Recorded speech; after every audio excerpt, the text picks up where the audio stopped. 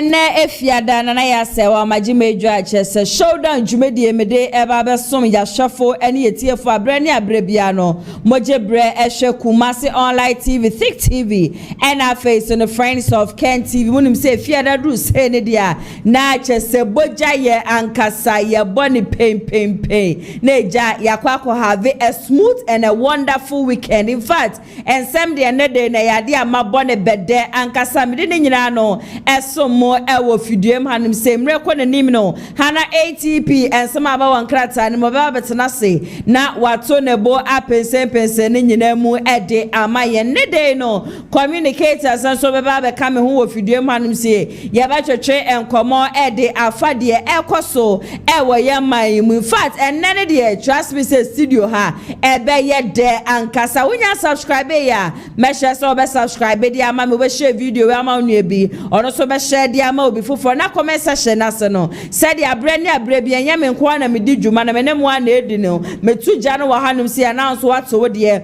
ede afa comment section na se ede ama me akompre ko hine Japan should he still remain in the NPP okọ comment section na se a post no ede ho no sa pese Kennedy gusu awo party ni mu a obetimi vote on pese obe wo party mu no nko stand as independent candidate eno so obetimi vote sa so na wo be so okọ join Alan Kojo chairman so a obetimi ade afa comment section na se ede ama me enter some sorry jumedi e so no ebusua de ebe bobo bebe nyina no eya de ameto mebo me pense ni nyina mu ede ama mo na mu nyina no maso etumi atibi na ensama amabo ne bede jumekuo bi so ada Roma ena sabre metumi atena fidie manum se amede shoulder jumedi no esomo eya Lionage Clinic GH wo mo se yawe bia da so a wachia wunya no aduro no say yes fele say ye gonorrhea ne de keka ho nyina no wo be pie mo ma hwe ya wo mo ewo ebibiduro mo de be ma wetu yade ni nyina no ase ede afri honom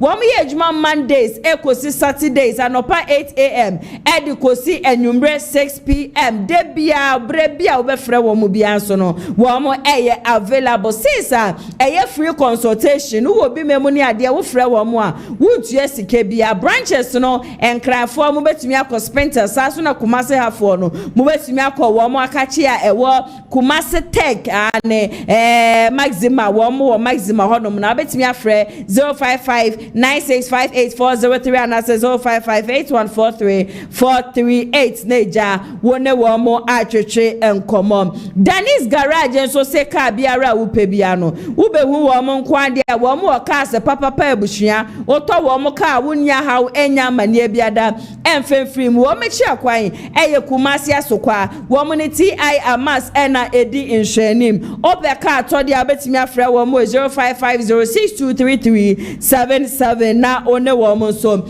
atwetwe enkomo me ya metire dwem ene dwumedi ya som mu medin ene nana ya sewa metu asodi anaje se busua ya say after election no campaign na so kopie mu MP bia manyokuo ni mu dia Omato aba a select obi obeba ba ye wo mo flag bearer wie na so campaign na ekwoso wabonten na bushia enye campaign ketwa ne nyina ene samafo hwenim se odosho nkwa wo mo ba ma ba Kennedy akompre ko hine Japan no wonte ne ho fan free party ni mo eno adakra de metena afidue manim se me kira mo se eyade a party for fraba sa party no wo mato di ni se Movement People's Party ane MPP Movement Patriotic Party mom na empenifo just a woman will be memory one hour more my woman nyina no maka wo mo ho aboma just ebusua wo mate party ante say a wo mo say de na anu ada ya no for mo party mu MPP wo mo to wo ma no de gu Kennedy akompre ko hine Japan show edidi na tem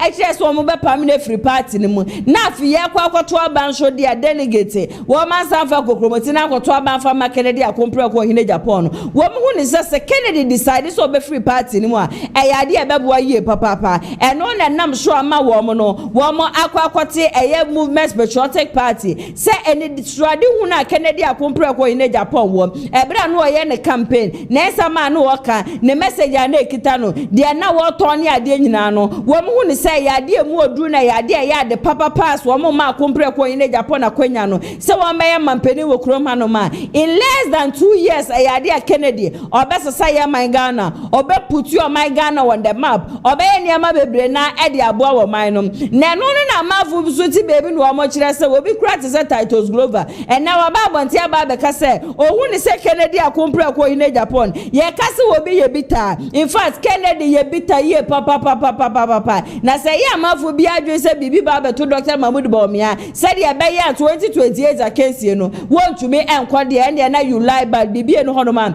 e be ba be to no na meti sa ne sam na am say I know very well say Kennedy akompre ko in Japan e da woman speech no na eye ne manfo anu wo mugu hono won na wo mu don the connected family ena na wo musu eche Kennedy say ayade a wo mu da yesu nyina no ba na wie ye san say oman na ye wo unemployment very high enipa akosuku awie a wo mu ni adwuma ye obi wo kra wo nko suku da so adwuma no kra no onya bi mpo no waye obi kita certificate obi kita masters obi kita degree ni ade nyina adwuma na bi ni ho enti so obi ti say akompre ko in Japan so wo ba no ba be bia adwuma de a ebetimi aye possible e de ama wo mu so those people were the people no that was when I compare ko in Japan beka say akabaye 3 years ewe yenim anything can happen at any time one kase wo be ko independent one kase bibi be ye Bawumia one kase se bi Bawumia ba be free mu into set titles global eba bonti aba beka say I compare ko in Japan ye so bitter na bibi e hono ma ebe to Dr. Mahmoud Bawumia no na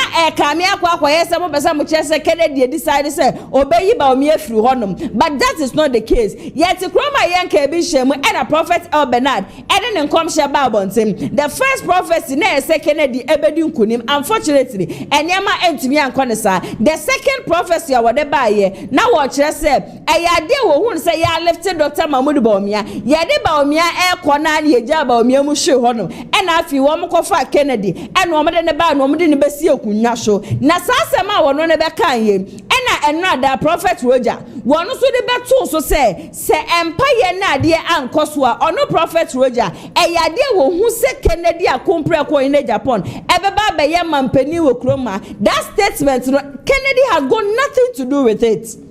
Kennedy onjina baby anka baby Kennedy nkaso oba independent Kennedy nkaso oba be join obi Kennedy nkaso oba be ku Dr. Mahmoud Bawumia iti baby asansam we efifiri bad ye besrem ye papa nyame edifu ahodro no ena twedi abonyankopon adan sa niema we nyina edidi a kire wo mo en wo mo ne de ba bonte that does not mean say Kennedy akwa akotu etie sika de amobi anase bia Kennedy na ka chom so mo mra bonte mbe hyenkom anase Kennedy na decide say wo kwa akoku obi akompre ko in Japan na yenim ni sebi onye wudini Kennedy onye wudini and only time ed ma wo mo Dr. Mahmoud Bawumia di nkunim na wedi no de asisi a wobi ehwa ne se nka bombeba no mo betumi akokode but Ghana for ne na eti ni shuo ka se baby a ye man na du sisi an in fact ha adwen ye papa enti sa akompre ko se wo ba na oba baby abie ndwuma de ama wo mo mu ne adwuma no manya bia ye de and ye na wo mo ye ever ready se Kennedy mpo eko as independent candidate wo mo ebe support no that does not mean say Kennedy and I catch a man for say woman koku Dr. Mahmoud Bawumia and as woman koye bibi enfentiano and never hu nyame di for ba kwa your friend Prophet Omega okopie mu our angel na okopie mu honom no eno ono so de baba to so say ohu se Kennedy akompre ko in Japan nanim wo ballot paper so 2028 na Kennedy baba be ye mampani e wo kroma wone de ensem de buhwe in fact opru bi di go monti ankasa say just or set the record straight onim die wahu eno onim die wate eno onim nyame honkonkon so ene ne ye adwuma nti de nyankopon aka che ne se 2028 Kennedy akompre ko in Japan ebeba be ye mampani e wo kroma no ne nkire se akompre ko in Japan e na ahoma no ebhwe ye ni kanko na ye kotie Prophet Omega ne nsem no efemra sisia also say on person be vice on person be mate na opese why driver and I'm say onim ni nyina so and the one thing na maka asem say ye nto no so aba said ye ni panyina koto no so aba Kennedy will set a record na ne de resense wiem enti onim niema eda ho twen no that's the reason why enti that's why we shemu say na chitafo nya botrema no do di fre chire ba no mese ne de ne basati a record a eda ho say asama ye ka ne nei a record ye nkoto Kennedy so aba Obian himself Bawumia na eteki. Bawumia na kita mantle no for now. But the yan to no so aba. Ye be friend na catch and say omra. You be friend straight I catch omra. Yeah, you be my menra my auntie be say me ana me pese me ko. In case number 1 no more abada o makoto number 1 ni ho no mo and I show no interest omo ko primary be man na number 2 na eko. Eya na nye na so se fere panto obetumi age aka bia so. But here interpretation din pa meto tipo bi a constitutional lawyer na yeah the omo nya ye be chi atifo omo constitution ani say lawyer Dominic Brinyanom ene lawyer Kwame Adomapiadom one mo de omo she inside o to metumi a kire say addition nya adwuma bi ma aboaje na e ba na ye kofa npa afraba bi ana aboaje understand we hu na de because de Omega fana ba mami ansa wasori na eminya nyu nyi de o ko mbe ha me asa on say sa program we nkofo so afaso edi matem yedi watem bi me una mo e ha mo anya una abeka me adwuma me yi me ntie de obi de mnim se me ye bi aye me tie omo ameshu mo so adwen but nya de omo beka na me mefa obi tumi fo na e ya me de kamede ho ateni na me nya matwam ho mo na fe na mo ni widi mo da mo pe coach che me de matwam ho me and my colleagues radio presenters cry from say hey massa I said massa what's your problem I'm dealing with content my god me pe content you know me pe content you know I'm not connected I'm connect me de me attend you there oh you know what you because me de me share what they say helmet na me o motini na nya me fuku now on say we are innocent calling me to come for that interview no okay ebusia for na chese prophet omega no enti wuti asama wo kan ya wo se Kennedy akompreko wo hini e Japan e yade 2028 ono kura de nya se ye ba beto ne so aba na enye wono nko anaka eno ada me betena ha prophet roger e kan me de kan betena ha e de prophet kwa atendi aba beso mo prophet Bernard de sia me so akadada enti ye besere ye papa mo na masha se e kasa Kennedy akompreko in Japan ni speech a woman na anu ade waka say aka 3 years ahead of us no obi anim de besinti no e ya de a chese Kennedy person wo yi Dr. Mahmoud Bawumia di free hon mesra mo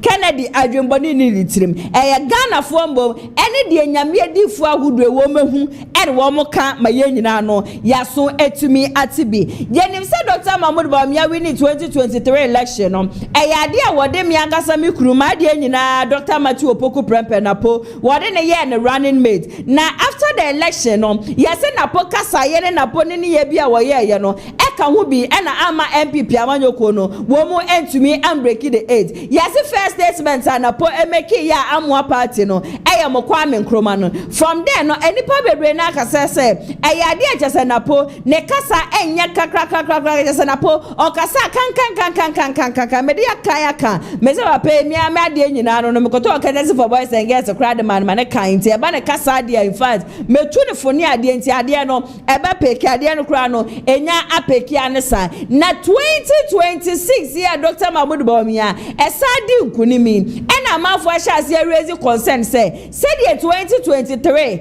okofa Napo yese Napo kasa yenye no eyade ye expect say once repeating Napo in 2026 anasa one drop Napo na onkofa will be from sa statement no eyade agese bushia ahase agese eboba eni ade na no na enne eye MP Edmakpanda constituency Honorable Matthew or the Babonte no che said the NPP amanyoko no in 2023 Dr. Mahmoud Bawumia etumi kofa Napo de ne beye ne running mate on ne kwa akansie na ye ko back to 2008 said the Nanado Danko Akufo-Addo okofa eye Dr. Mahmoud Bawumia o repeating in 2008 ebe repeating in 2012 esambe repeating in 2016 Emma never year vice president 2016-2020 no there was nothing wrong with it say obesa so asa kwa kofa Napo say Napo meka ne hom na wo wɔn tumi nkoko de na 2028 wɔn entumi enni nkunim na nano odike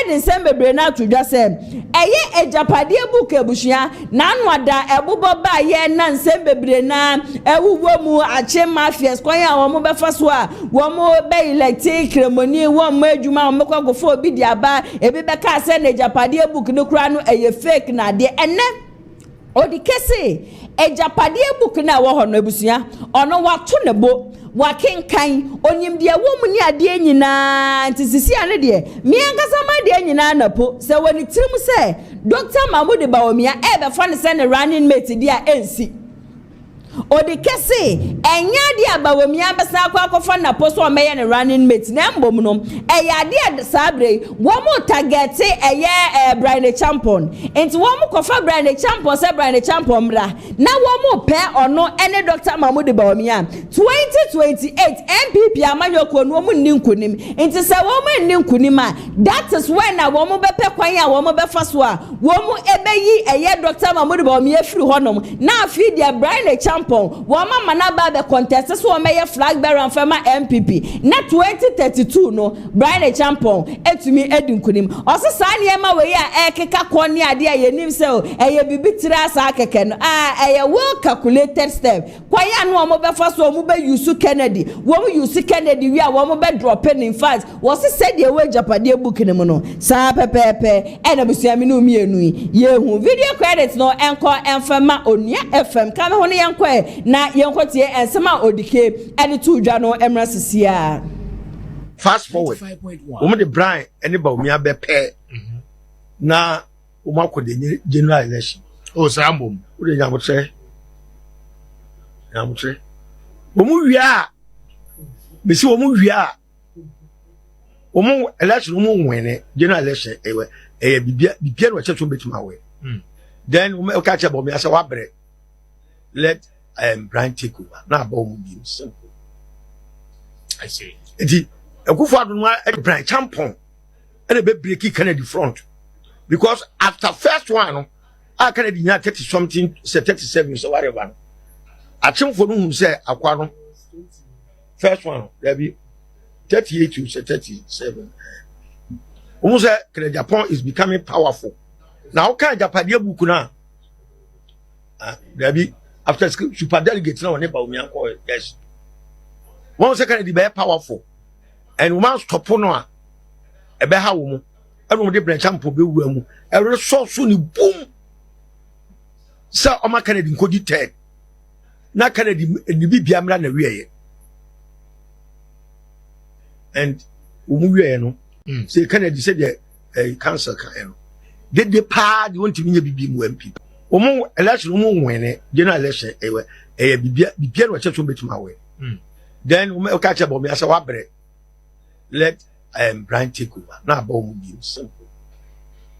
I see. Enti ekufo ado no Japade book no a omo tro ya say nye no kore no enyema bia me hwe bia koso sede okay nti odike ene yakwakotie na ba no nti Kennedy akompre ko hine Japan na niema toto no Brian Champon eba be ka kansie ni ade ni nyina no according to odike o se kopie mu Japade book ni mu a oh well calculated step ade a wo motena aseto wo mobo chro ye kwanya wo de MPP party no ebe fa so ni ade nyina nti Brian ba wo ba ye nyina no ene yakwakotie nti yenta me kuchu na yansha say eyade Dr. Mahmoud Bawumia ye former vice president enne wono ni obi a delegate akoto abade amane so meye party ni flag bearer for 2028 no eyade wo be select Napo say Napo emeye ne running mate anase oba be fa eye Brian Champon timedi kan aka chem say Kennedy akompe ko in Japan de oso wono no ntumi nya mate mfa mo bia wono no ontumi be running mate and ontumi be vice president nenti e wontumi ne say obi te say Dr. Mahmoud Bawumia akumpre kwa ma minu mienu na yate ase se ye ba ne ntro dia papa we otwa ntro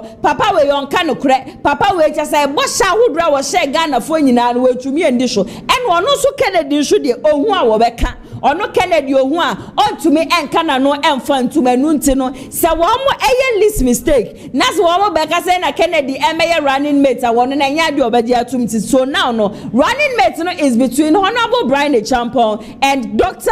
yeah Napo Dr. Matthew Opoku Prempe wo mu mienu bia da ye befa wo mu bia da busua obi besi wi all day here de besi bia no meba bonten na medine nyina no aba be somo na no Frederick Opari twetwe nkomo bi Frederick Opari ansa wo ye campaign manager de ma Dr. Mahmoud Bawumia na ne nsema wo ka nyina se de abre ni abre bia no aya ne ye kase na Bawumia twantro na Bawumia yo trofo no ono no aka no krese wo no hu bebi Bawumia gina we twantro da wo se Bawumia onyo trofo Bawumia twantro we bebi na ya manfo propaganda ni ade no se Bawumia twantro prove the evidence ne bushia and the evidence no so de maboabo bebre na no amede nyina no ebe so mo e ofidie man say but before that no yenko tie ensama Frederick Opare ansa our year campaign manager e ma Dr. Mahmoud Bawumia bre okopie mu e wo top TV some of the two dwa nyina no yentie emra sisia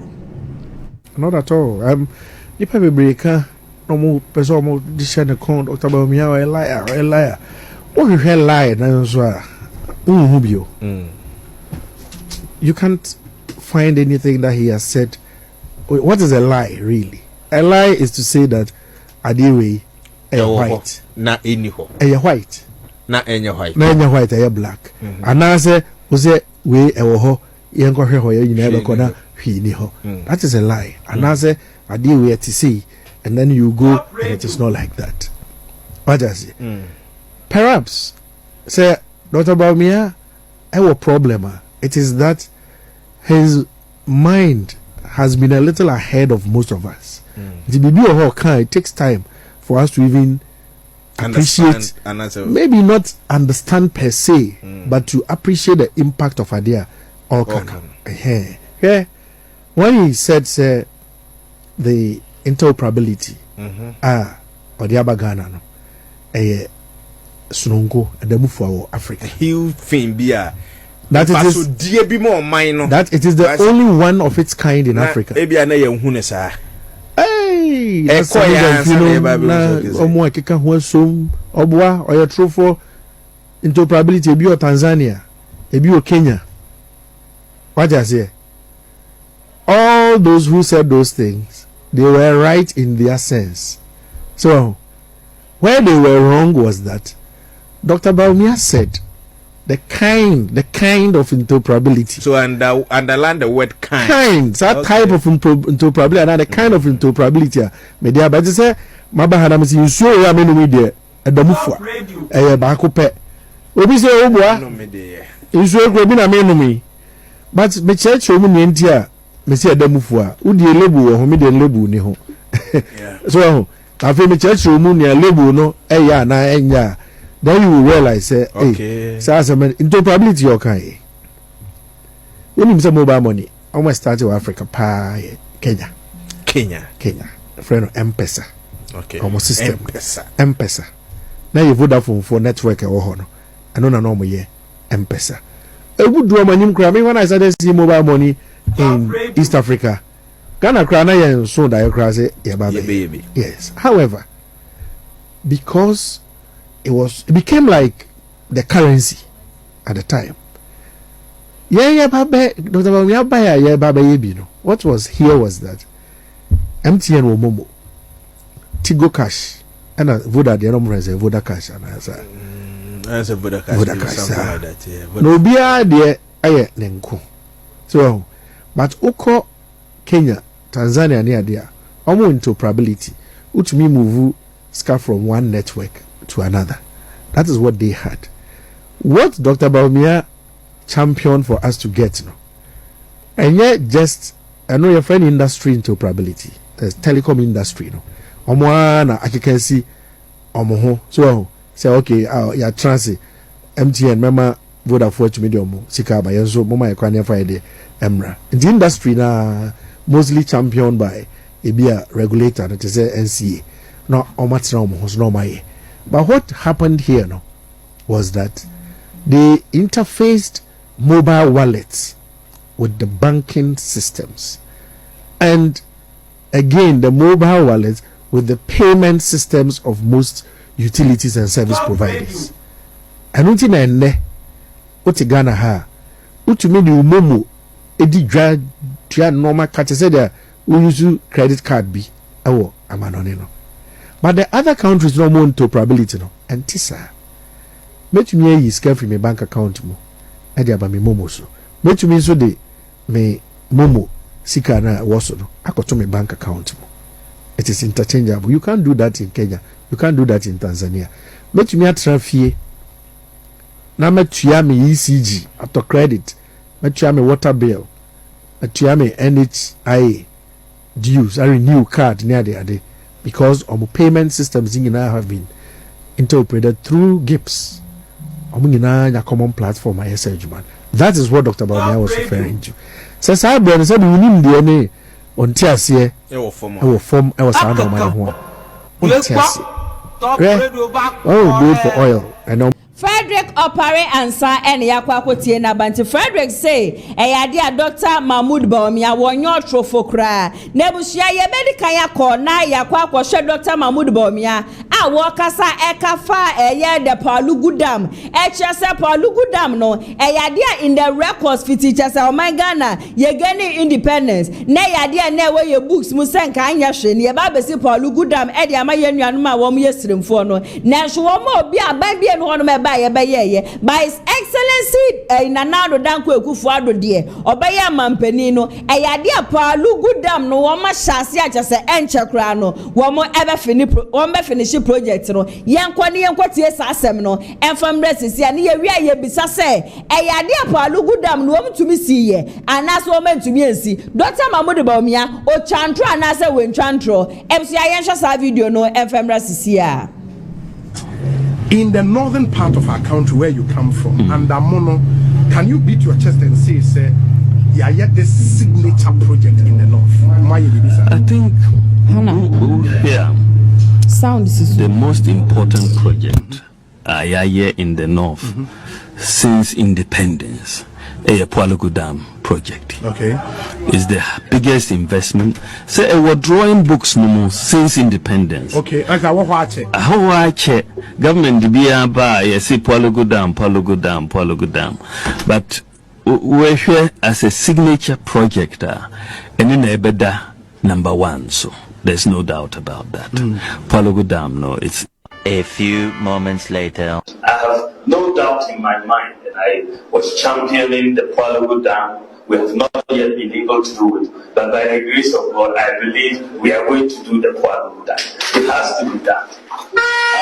It's a major priority because that can bring 20,000 hectares. Ebusianti me pacho misre bisa Dr. Mahmood Bawumia wo your trofo anasa wo your trofo yet kroma na the same Dr. Mahmood Bawumia ekwohye eye agbogboroshifo bosa yade asebi oba besi toilet krade ama wo mu ejanan bia mpo no eyade a Dr. Mahmood Bawumia wentumi ensi yet ha na the same Dr. Mahmood Bawumia esa so koka che Cape Coast fo say yade a wo mu ba besi airport ene ehabo ede ama wo mu eyade a sa airport ne abo no bushia eno so antumi anya possible anso hono ma yete ha no kopie mu a solidem no okoko quotation Zakaria 41 ye kwhwe Zakaria 41 no na chese ensema Dr. Mahmood Bawumia kai ne Zakaria 41 eni hweka the same Dr. Mahmood Bawumia kroya in 2016 mu 2018 2020 ekaka 2020 mu obeka kire Ghana for say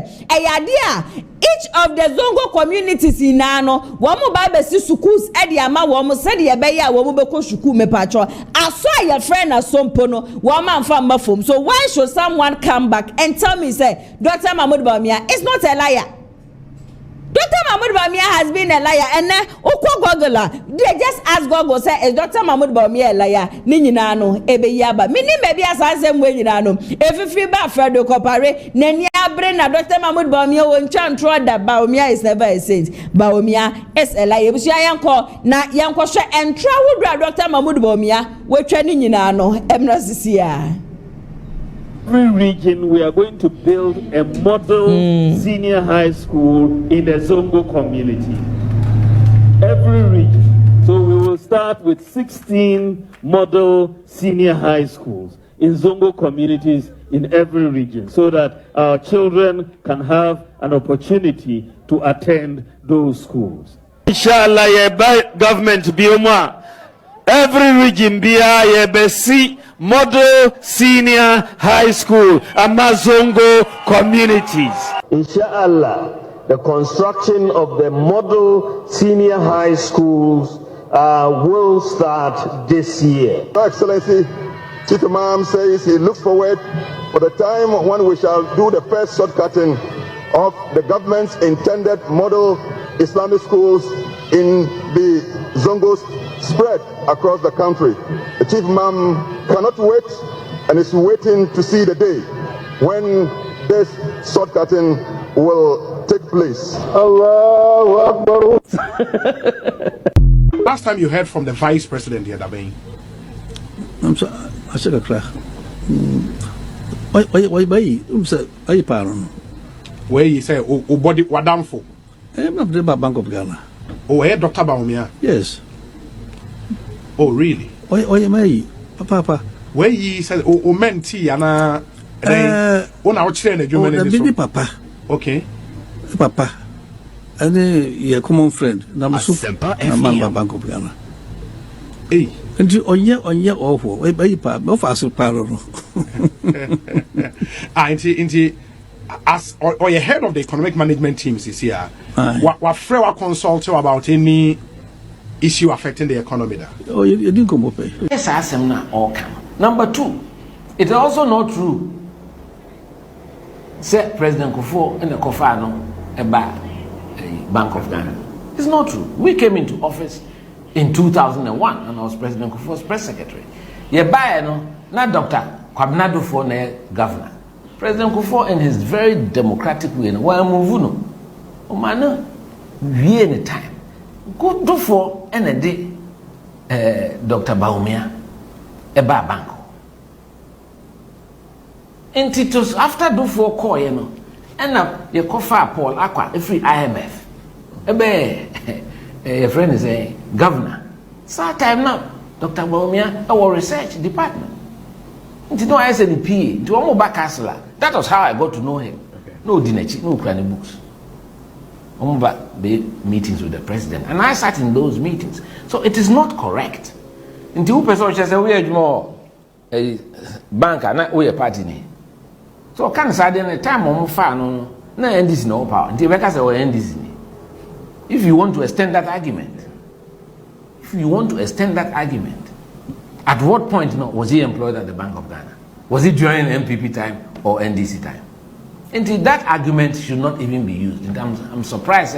People of Cape Coast, I have good news for you.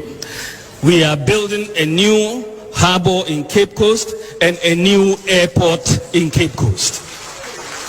It is very critical that we do that. An airport makes a lot of sense in Cape Coast. It's a real tourist hub, and between Greater Accra, Kumasi and Cape Coast, you have a triangle that really is a lot of hub of economic activity. You can build railway lines between them, and it's a major growth pole if we put an airport here to drive infrastructure growth. Of course, we are going Zongo for Eka Enano. Ascended power. Zongo for say, Omu Jindi say MPP, Omu de Dr. Bawumia Beba. But Omu de Mebadia, Omu Betuamano, Omu Betuamano, Sana Mokaya, Omu Betuamano, Amba Eti Ushe North, na Ushe Zongo, two strongholds, Dr. Bawumia Begina, Ebetofo. And talk from so NDC to me we need election. Bahano, yebesi toilets, amamo. Yebesi toilets. In all, yebesi 8-unit toilets, 4 8-unit toilets, 32 toilets. Man who goes to the markets and ask about food prices between last year and this year and see how food prices have been increasing. My visits to the markets, whether it's in Malatar or Tamale or wherever, suggest that food prices are really going up. That is clear. I mean, in Bolga market, for example, what I'm saying to you is that the exhibits that you filed in this court only looked like they were more than 11,000 because you had duplicated and triplicated, and I'll come to the quadruplicated in a moment, but you bulk them up in these duplications to give the impression of more than 11,000 exits. You deliberately did that to mislead the court about what you were offering in evidence before this court. Now, Dr. Bawumia, Structure now, it will boost the economy of the central region, really boost it. And you know, this is the fourth poorest region in Ghana. The fourth poorest region. So in reverse, can the region support an airport? It's the fourth poorest region. Yeah, you want to put an airport there, you want to put rail. That precisely, that in fact, the airport will boost the region, right? In terms of economic growth. It will, because there will be more people coming. Deficits, double-digit current account and fiscal deficits, borrowing to this extent, financing your deficit with huge printing of money from the central bank, and expect your current. So what's about Bawumia? Next month, ladies and gentlemen, we are digitizing the school feeding program. And next month, I will launch we looked at it last week. It's all set. Also seeing through digitalization that you can deal with corruption. We have now eliminated ghost workers at the Controller and Accountant General's office. If you knew the plan that could work for the economy and be successful, why haven't you implemented that plan in 8 years? The question is, what have you done? You've had 7 years in government. What have you done? Dr. Bawumia seems he hasn't changed. And I will tell you why he hasn't changed. I think it is in the DNA that we inherited a problem of no unique national identification system. This has been with us since independence. Some people are complaining about the bank's refusal to accept the national identification card. Public relations of the national identification. The most important project. In the north since independence, a Palago Dam project. Okay, is the biggest investment. Say we're drawing books no more since independence. Okay, I watch it. Government be by say Palago Dam, but we're here as a signature project, and in Ebeda. Number one, so there's no doubt about that. Palago Dam, no, it's clear. Bawumia, number one. Eko catch national chief imam. Eko my president Nana Akufo-Addo. Eko catch Obia say ye babe si Zongo ministry amamo. Ye babe si Zongo ministry amamo. Zongo in city development. Yes. Yeah.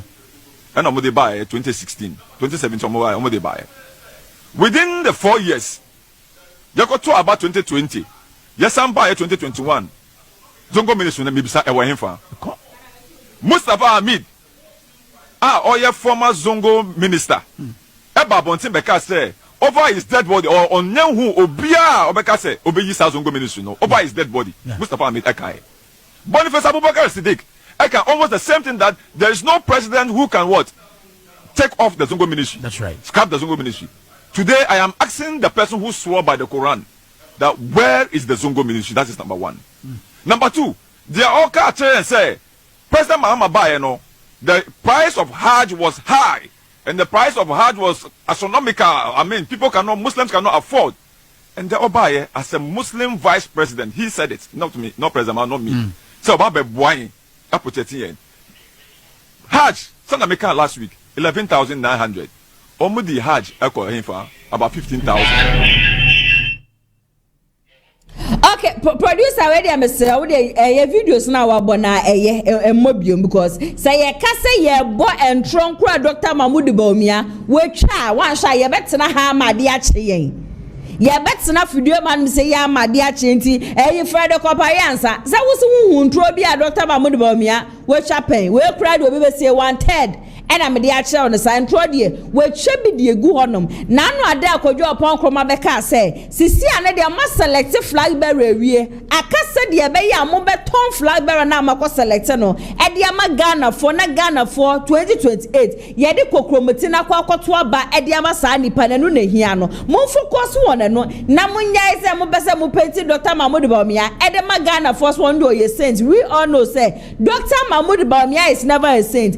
And ye ma bone ne entro ahodro Dr. Mahmoud Bawumia waka bi de egu honom videos na ahodro na ena makwakobo ni nyina ama mu nyina no maso etumi atibi meto aso de amamode a na eya de a just Mr. George Oti Bonsu ebusua in fact papa we before 2024 general election ena Samira Bawumia ene ni nua bema wo mu kodwiri eye ne 10-story buildings na no ede egu foma no so ebeda ni news kase pa wo man mu na nya asam ketwa wo se sa ya odi just wo ko mu na ebusua nya asam ketwa as at the time ayedwiri ne da gu yempo na wo tutu ne nan ekopie mu His Excellency our former president na do dan kwekufu ado nchen ekoka ne ha nka na do mposho na num nka nchen so we de kafra mpo na nkeja encheche ne re na do dan kwekufu ado wanka kafra nchire no we fi no osisanka MPP amanyoko ni yensu a ebuhia nipa besebia no manko ono message Oti Bonsu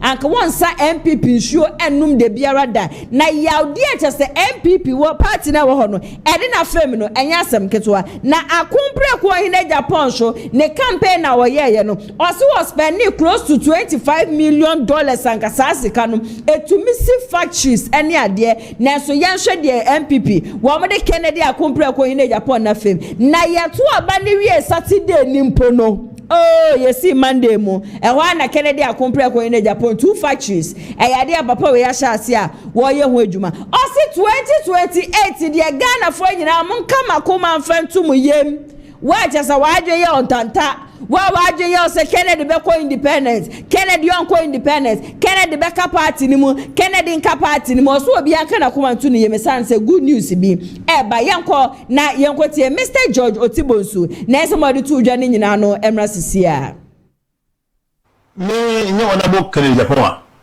anka ndi ko enso anka bi mu bida na me dem ho abo afore ma ona bo Kennedy Japan owo mo nkomo enam dinachi na mebua no na nye ono dia nka pipi so ko nka mi bida ya ya bi bida ba ko 10 na nya panye bi ama afafon kwa nka se bia maye mfonso ko si edan si Bawumia ire mame port so ntino sorry secretary chairman me ko akufado twice akufado ntana fafon kwa nka sorry because chairman kwa nka sorry na party as me ku di shebi musa ana ba mo se o ko bo mo se e ba to ba ni ma di se o mo baba me no office be fako free ya lu Jessica ya me MP 37 na le MPP mo ka se me eje ni botin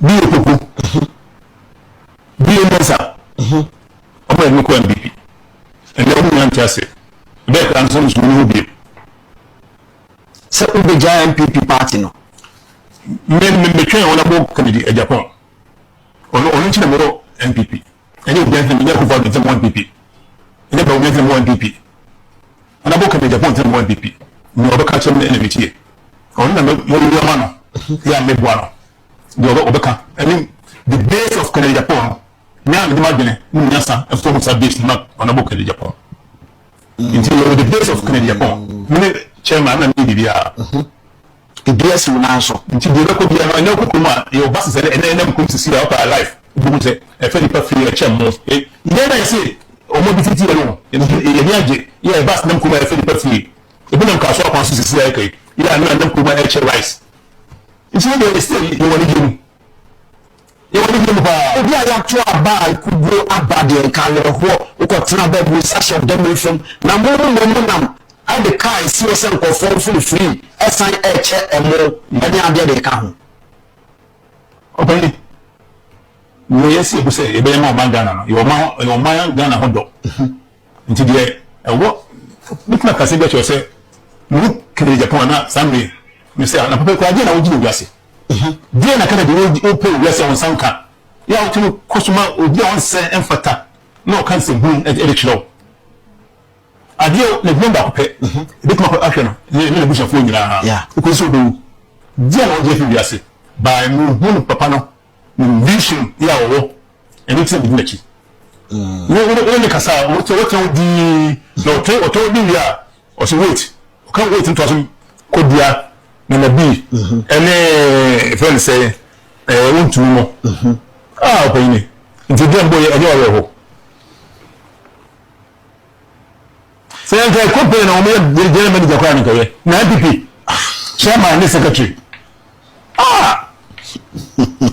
yes so the we be answer o twa no so we you pay for no so ba na e ba no and then one na for party no na o mo de o mo ko nyansa no e de party no the party no awe ho kwa ya awe ho hwe se NDC ayi akono na chere me se bo so pay for me to be jam on say me ko UK meeting na me come bofo World Bank me ko di no come bofo na Kennedy abejo na Kennedy ka ne bofo say malafoka dom president dom mama bae me tire so am sorry onko World Bank meeting dia so ko je gbesi on dabi onko da dia se so ke dia odi Ghana ska obato ya ede na mo mo die World Bank gbesi so de meeting ye ene de do ko du ye o je se sia Ghana enye nyo kono na odi tin de dia ka se on de o pese mo to abama we na o kwa wetu ni bo fa kasa bo fa na Ghana wedi bo fa na Ghana yenu na ndem pense wo ma peyin be ni mu dia o baka sam asebu a kire se o tuka bo finje ye to abama no titi adi ye twem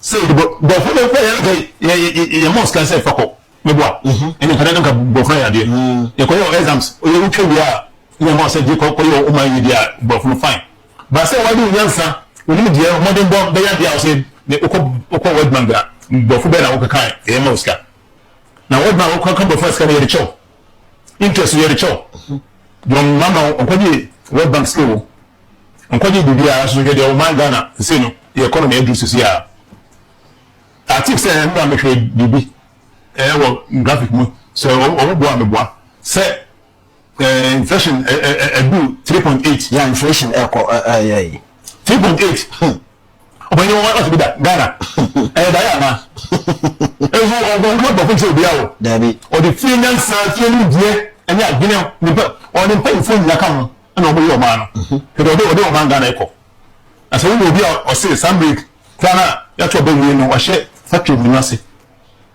ya o be ka o de bofo e ka se me ko World Bank ga yansen be na ka a hye wan amafo nsem a komo amo ebi so and say honorable Ken Onya Japan was talking about industrialization na the industrialization agenda no odi no komo na akoye se chesenania bruso be factories na Ghana ha yewe yamfa say even if one district bia ampono say obetime be factory baako ewo ha we are talking about 276 factories eti amafo sa say esorodo ebe sika no wey market me dia ye eti na bi kwa so dwen say ase enye flexible eti sanity dia ye nkoto aba no fa nko be fofo ono mo so nyaade me ka je say me wana bo kan de Japan ye ko Nigeria Abuja ni obi de ka se no na okwa e ma wuma e wa ibi eda empan so bi de chocolate e bi to ofin o ye de ne coconut na mo de chocolate bi na da bed na so to welcome you na ye hwe no o hwe no na ikubi na mo de ye nti fa no o ka bi ye no o so joy nsan ye hwe bu no se na o fa kubere free Ghana nzama sa se o de fa se abaye ko tuye na what says ka to me o be say $25 million ako what says ka no yeah na say o ka say o ko to factory 3 point something e Ghana of 100 na o de offer 25 million no stand top factory back basics and can you do say be ma Chanka say be 100 there ka wa 600 instantly ye ko mo scanner say aseko any part do so e tifia o munya adwumanye na say nipa we opanyini ye na bro Debbie. When I go become. Yeah. If you say $25 million, it will be factories versus 6 or 7. I mean, per say 700, it may be. Na and change so I want to feel. One of the or actually by a movie. You see, I'm going now.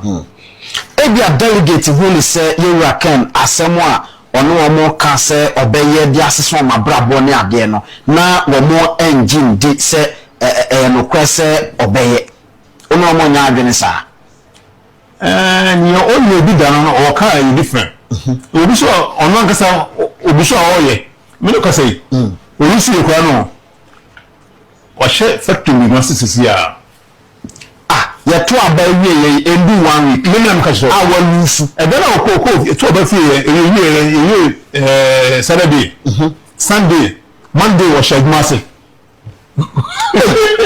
Or shag massive. Obi na catch na me catch o she na ma se o yaduma ya o she factory mi na se si am no ko se na say pa we you did na bro ba fa so you ni o no mi se na tu na o se no okay ba fa o so you ni no mi se na tu na o se no papa na so o ben wa se no woni enam na ye committee e wo dey committee no wo campaign office 6 o'clock munyam mrane hina en kaya dwumbum ni hedi nyame edi ebeko me ba ha bedamu nyase okay yenso ya ba asese wayiye mu na waba sabre dena ankoyie ya enunti ema yigina ba bia yigina dia ankoyie ni se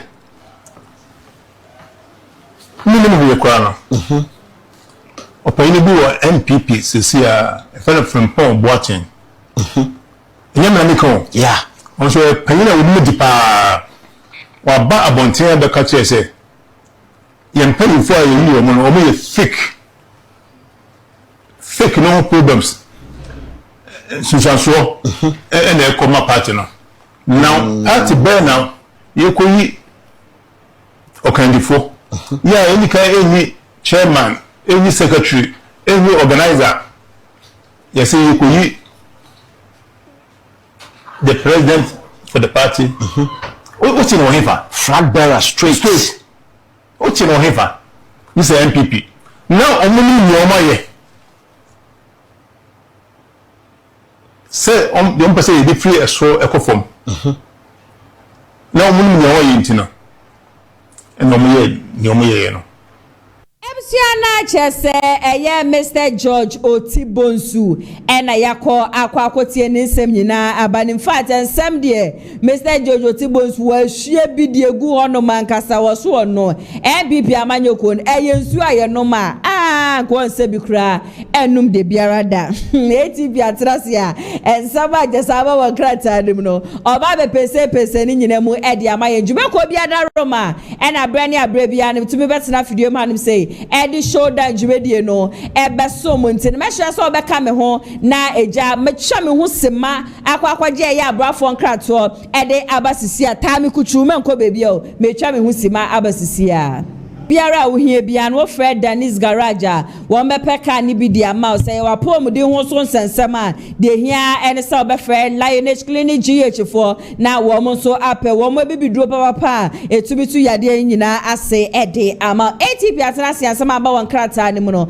wo ba beto ne bo na eja wa pese mu nyina mu ede ama ye mehye so obeka me ho na eja mama hana ATP akwa abashonko ede aba fidiem ha ATP bibia boko yes adom na nso oba dia daroma me so me hu ye papa enseme na ba won krata ni okay mami for daily guide en fama ye tie for ni ahwefo nyina kwa ba na no be pie e wo krata ni manese krata fa to so miensa nes abugina po ni foni edra ha se kama na ye nyina nim se nche bia na MPP amanuko no kwoto aba eyi do betu franka no ede ama MPP amanuko Dr. Bawumia na di nkuni manyakopon bo 2028 no ye behu nanim e wo ballot paper nipa nanim na wei and amanfo ko pie mo social media amanfo bebre na e ka se na esi an hwan na Dr. Bawumia wo baba be choose na se running mate an ka se wo kroma se bi mo so Napo cause Napo abon homode papa e na no abride se ye kwa kwato about 2024 as a campaign se Napo ye no wo kroma se na edi twoma kasa enye fedia grontenkeja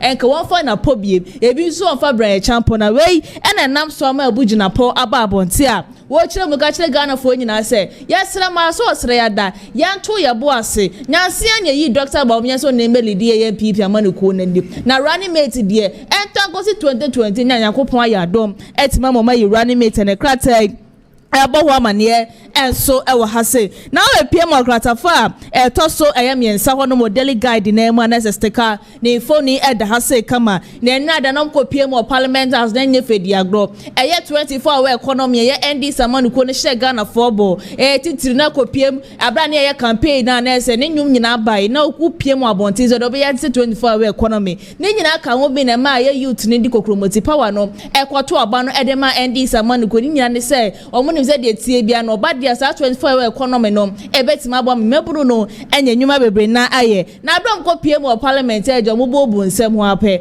ena ye minority for so no 24 hour economy se yen hye hu ne mabisa na mo me kan ho asen na oh majority for nsem asa we ya brebre ye ba ya betina sesa ye ko be the 5 hours ni ade exadia ye ko ne kratai e ka wasem enso ha se wo ba na siasa so a ne se ye evangelist mama party aye abozege ministry ani phone da ha se no ada okopiemu ewe amasaman court ashe say 15 years eye 3 July wode ema ne se wonko no gwa sa 15 years nam se wabu amanfo bebre na afaso ewo kromu ase no ene nam so eno ado kopiem ne se wonko ai obate 14 years e de free suit wonko twa eye 1 year no so ye nya ne se watwemu be se 4 months or 3 months 5 months bia enche bia ntanko si eye media ne maame wababa be kaye se ne daily guide ede aba entena no pensema daily guidance so ede eba ye so no me de wo ko aye the Ghanaian point na be pm so e wo krata enim so a ne se man pani JDM ni phone ede ha so ko pm o Zambia no bra ko pm no say wo man Ghana ni African kasa no ase ye de ato ye afidie mu ye de ahye cage man kasa ase threat bi eda ye so enye fedi agora de bi ada eye bibi man ye wo wiasim ha say no ye sole ani akọ obi man so ne ye kwa bobosia eti ye Africans yeti me de ye ho ana ye see o freedom nation freedom pad ye Africans ye ni bi wo kromu ase to obesra das African countries ni nyina no kamom no sole waka ni entimi kokode se be ya dachi bi yes asu ko bi ma so kwaje bosia na eje ye ho heha ya kasa wo kromu ase na daily the Ghanaian point so de abawa ha se na kratai so ka wasem so ase minority for na so ka kire man pani JDM na afisi so ye ND Samaniko so obesra o mada ekuafo no mo nya bege so wo mo nam papa acho wo kroma se to mo be sere wo mo adakasa se sika no mo ntue ma wo mo ko se be bia kokoko no ano odige papa ne krata so ebo ho amane so e wo ha wo nya bia na eja wato bo ase no akenkan nyina bi kama so ede amaye wo ba na siase so a na se ye MCE fu eja ye ma pani JD appoint o mo se eja mo pesu so mo so na ne man koso ye wo honom ene ne krata ebo ho amane se local government minister ena wo kire mu ka kire Ghana fo nya se MC fo ayi mu okroma se ya mo mbo adwuma wo kroma se mo pesua so akwa bibie wo no de bia datimem fo twabo ye mampani JDM no eto akosi match ne ehu se wo mo ahomoden a ye be you edi afiri wo no ma ne krata the Ghanaian point so ebo ho amane enso e wa ha wo ba ne nche mu ase so a next ato is force 9 o ne ka se no se si no rogo de bia da ye table no Ghana ha se ekopie bu omi mai so no enya de koso biem de bria de nese o man Ghana ate denne ya Ghana fo ye be ya de okroma nese di ko obi man so a nese nka wanka wanko ma de no ene e de ekwe ne krata the Ghanaian point so e de abawunya bia na eja wakenkan nyina bi kama so e de amaye me de wo kwa the chronicle na be piem enso e wo krata nim so a nese afenya mark ni fo ni e da block kwa fo ni da ha se nese ma krata the chronicle e bo ho ma nese ND Samaniko na afeso se ma pani JDM wa betray ye votarian ni papa ni nyina ye controversy e koso e wa ye kotoka international airport se yes sana na se yes sana no ye nya ne se kotokwa no ye ewani na amafo bebre na ka so ye ewani ku obeye tie ni na nsen fata se agedi ni din ni beto so bi sesa no na we na nam so ama ya afenyo mark nka say say votarian for no sorry titi no mo parliament house no mo sora block asole o sole na power for wa no eto sa asem nya sa pad ya ndi sa maniko no ndi sa ban no wo ba bi true papa ye ne kraten so ebo ho amane enso asesa so na minority no ka che man pani JDM se obesro mada kokofo no enima ne mu ya won hyase na wotwa mo kan se mo do mo so mo beto mo agwomonten so I demonstration chenchelecha nkasa ne krata the chronicle can WhatsApp and so as a sound so and a 24-hour economy so no now ko PM or parliament also nenye fediagro as a mass a parcel as a parcel nenye fediagro kasa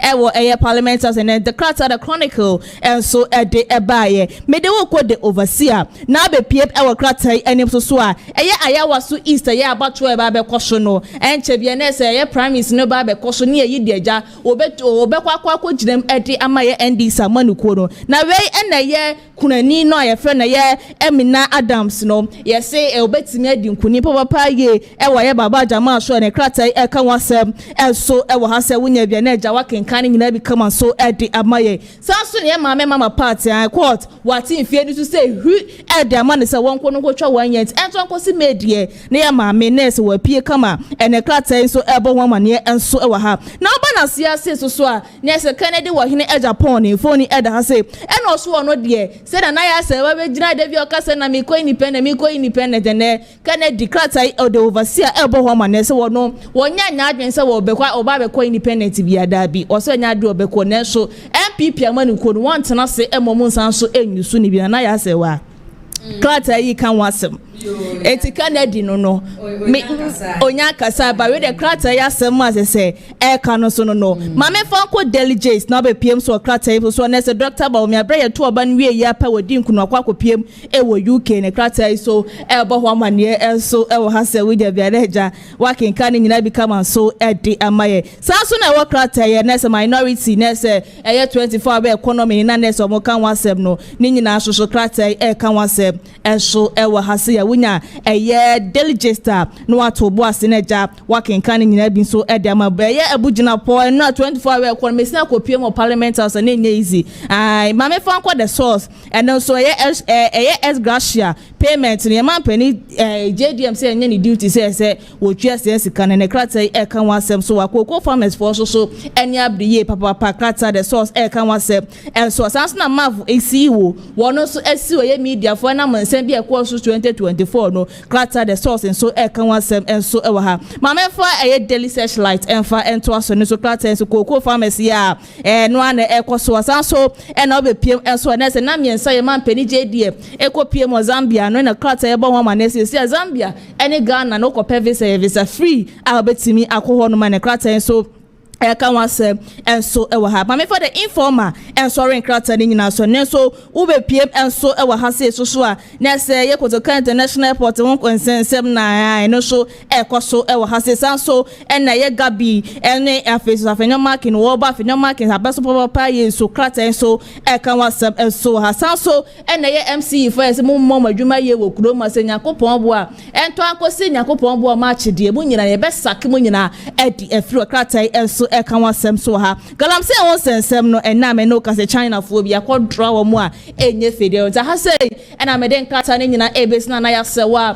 e de dia kan nyina ba beto so e de amaye tie for dani den no mo gibre etie kuma so light TV and afin so friends of Ken TV nyakopon bo man de sanso e be din shemu bi for now ne de makrona na ya se wa okay hana ATP be da wasiye papa wo chese ensaweja krata ni wunsama wode ababa sumye nyina ni fact ne krata no na ensem ewo mu ankasa vedasiye papa se watobo na wapense ni nyina mudi amaye na ebusia eyade a chese prophet kwate de nsem bia tudwa na prophet kwate ne nsem a wode atudwa ni nyina nso no efa eye NPP amanyoko no se NPP before anye careful before ebeba be take you over. In fact, Dr. Mahmoud Bawumia de basket a just si wo mutiri so na sa basket si wo mutiri so niema wo mo ehwa ne ade nyina eji atom na ni bafofra ba be replace prophet kwate na kasa sewe kama oni enko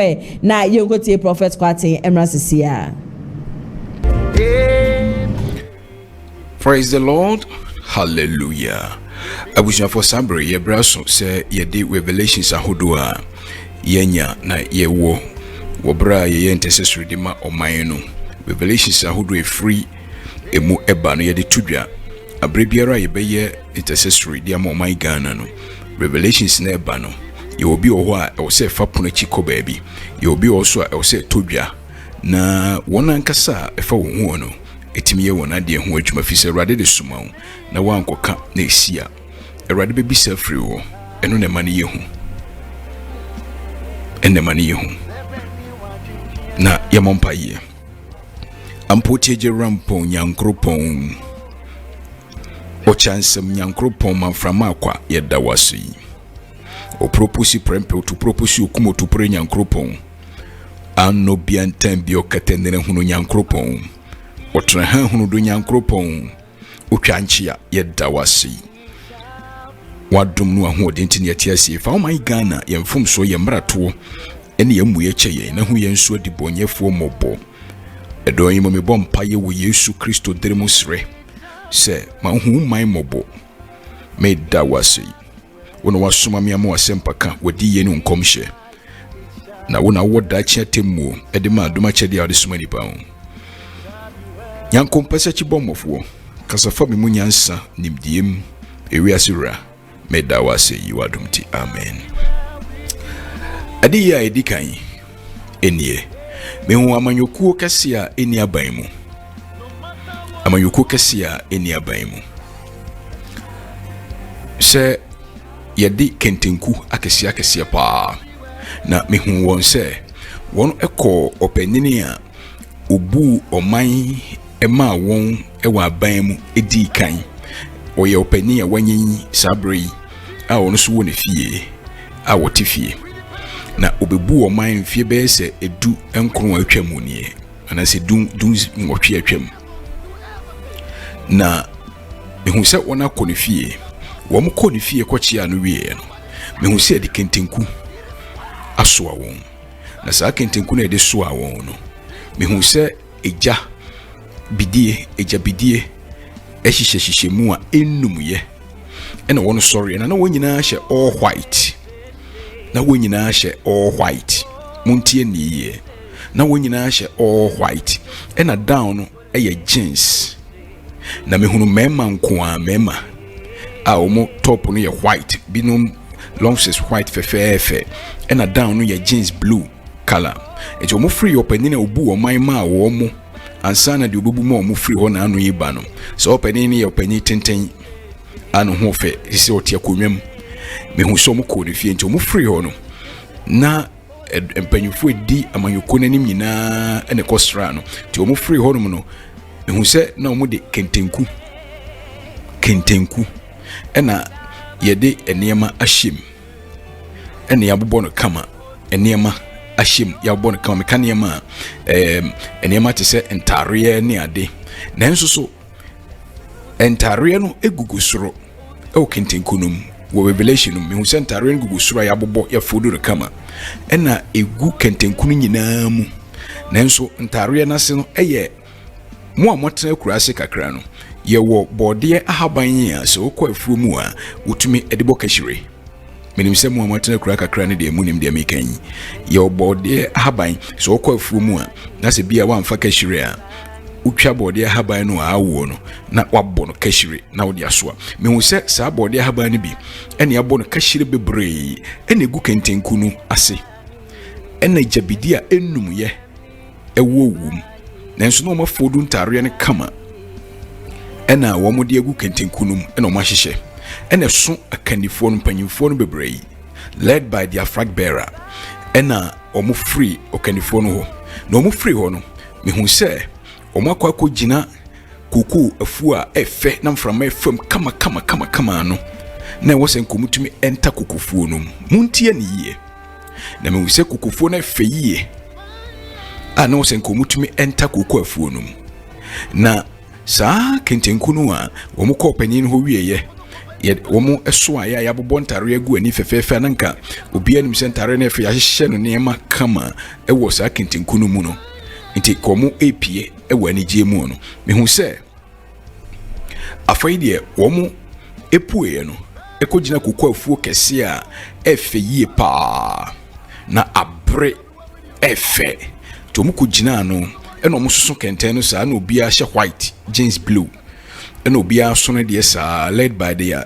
flag bearer me hu sa fa wisi free kɛntɛn no obi a kɛntɛn na wisi free obi a kɛntɛn na wisi free and they didn't know say said ye wom call panyin ho pie ya yabobɔ ntare fefefe kama de egu kɛntɛn no ma de soaso a wom nyinaa no ti na obunim si ya fodu ntare kama esu obi a de hwinim bare me hu so mo call no omo ko gina kokɔ afuo na no omo san so saa we gina ɛna omo face kokɔ afuo no eti eja hyase sɛ wisie e free obi a kɛntɛn ti we ho na wisie free ne kɛntɛn no we so na wisie free ne kɛntɛn no we want to we see free the kɛntɛn the mu answer for there ejana tom hu ama ejano dere say na kɛntɛn na se no saa board ye kahire no a meka ho asɛm no ɛno ɛna gugugu ase ne afodu ntare no agugugu so a wo mu di pie